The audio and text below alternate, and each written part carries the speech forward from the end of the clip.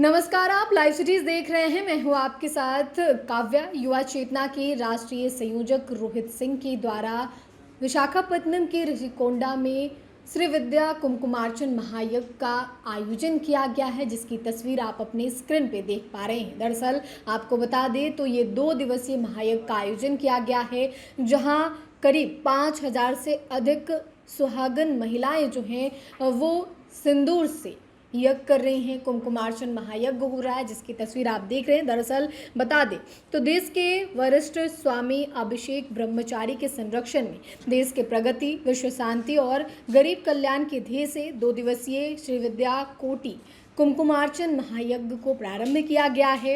ये महायज्ञ आपको बता दें तो विशाखापट्टनम में हो रहा है, जहां स्वामी अभिषेक ब्रह्मचारी ने कहा है कि देश के विकास की गति और बढ़े, इसके लिए माता ललिता देवी की विशेष प्रार्थना हो। माता से आकांक्षा है कि हमारा देश विश्व गुरु बने।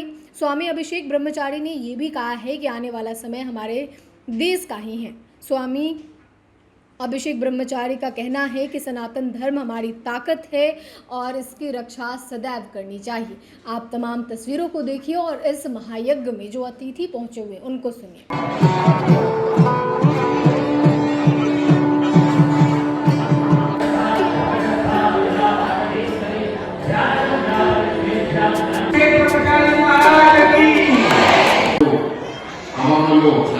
మీరందరూ మీ ఇంట్లో మీరు బాగా ఉంటూ తప్పు చేసేవాళ్ళని సరిదిద్దుకుంటే సమాజం బాగుంటుంది. మనం పూజ చేస్తే కదా ఎవరో వచ్చి సమాజాన్ని బాగు చేస్తారంటే రాదు. గురుగారు మనకు ఒక అవకాశం ఇచ్చారు. మన మనస్సాక్షి మనం చూసుకోవాలి.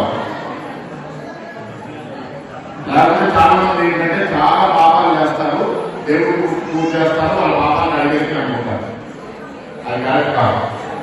సమాజం ఎప్పటికీ మారదు. నేను చూసినంత వరకు నచ్చినప్పుడు ఇప్పుడు దాకా సమాజం చాలా దిగజారు. మనందరికీ ఏంటి అంటే సమాజం మీద నమ్మకం మనం కోల్పోయాం. పక్కన చేస్తున్నాడు, మనం చేయకపోతే మనం వెనకబడిపోతాము. సరే, సంతోషం నీకు వస్తుంది, భయం ఉంది, కానీ దాన్ని సద్వినియోగం చేసుకున్నాం. ఇట్లాంటి అవకాశాలు గురువుగా మనం తయారు చేసినప్పుడు పూర్తి చేసేసి ఇంటికి వెళ్ళిపోవడం కాదు. ఒప్పుకుంటారా, పాటిస్తారా? ఒక ప్రజాప్రతినిధిగా ఆదర్శనీయంగా ఉండాలని నేను బాధ్యత చూస్తూ నేను పనిచేస్తున్నాను. ఎక్కడ తప్పు చేస్తే నన్ను ప్రశ్నించండి, కానీ మీ నుంచి కూడా అదే ఆశిస్తున్నాను.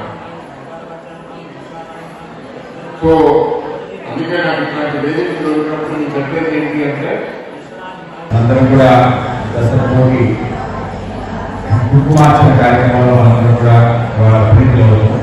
ఇటువంటి ఒక అద్భుత కార్యక్రమాన్ని ఇక్కడ నెరవేరుస్తున్న రోహిత్ కుమార్ గారికి నేను ప్రత్యేకంగా దేశవ్యాప్తంగా ప్రతి చోట్ల ఈ విధంగా కోటి కుంకుమార్చన కార్యక్రమంతో మన దేశాన్ని అలాగే మన ధర్మాన్ని కాపాడాలని కార్యక్రమం చేయడం. అలాగే అభిషేక్ బ్రహ్మచారి ఆయన వారణాసి నుంచి మన దగ్గర రావడం, ఆయన సమక్షంలో మనందరం కూడా ఈ విధంగా ఇవాళ కుంకుమార్చన చేసుకోవడం. అలాగే అనంతలక్ష్మి గారు మనకి ఆధ్యాత్మిక అనేక రకాల విషయాలు, నిగూఢ అర్థాలు, రహస్యాలు, అతి నిగూఢ రహస్యాలు కూడా తెలియజేస్తూ మనందరినీ కూడా చరితార్థం చేసిన ఆవిడ. అలాగే మీ అందరూ కూడా ఇవాళ ఒక అద్భుత అవకాశం ఆ విధంగా చేస్తున్న మీ మధ్యలో నేను కొంత డిస్టర్బెన్స్ క్రియేట్ చేస్తున్నాను నా అభిప్రాయం.